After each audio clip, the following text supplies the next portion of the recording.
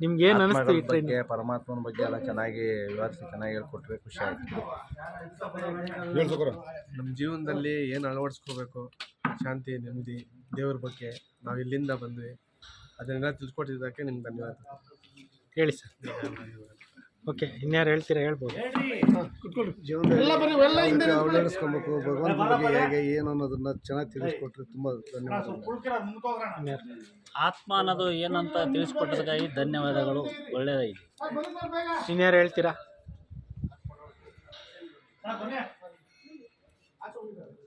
ನಾವು ಏನು ಕಲಿಬೇಕಾಗಿತ್ತು ಅದು ಕಲ್ತೀವಿ ಸರ್. ಏನು ಕಲಿಬೇಕಾಗಿತ್ತು ಅದು ಕಲ್ತ್ಕೊಂಡ್ರೆ. ಹೇಳಿ. ಇಷ್ಟು ದಿನ ಏನಕ್ಕೆ ಅದು ಅವ್ರು ಹೇಳ್ದಂಗೆ ಏನು ಕಲಿಬೇಕಂತ ಇವಾಗ ಕಲಿಸ್ಕೊಡಿದ್ವಿ. ತುಂಬ ಧನ್ಯವಾದಗಳು. ಮೆಡಿಟೇಷನ್ ಅಂದರೆ ಏನು ಅಂತ ಇದೇ ಫಸ್ಟ್ ಟೈಮ್ ತಿಳ್ಕೊಂಡ್ರೆ ನಿಮಗೆ ತುಂಬ ಅನುಕೂಲ ಆಯಿತು. ಆತ್ಮ ಮತ್ತು ಪರಮಾತ್ಮನ ಬಗ್ಗೆ ತುಂಬ ಚೆನ್ನಾಗಿ ಹೇಳ್ಕೊಟ್ರೆ ಅವರೇ. ತುಂಬ ಸಂತೋಷ. ಹೇಳ್ಬೋದು. Okay, thank you.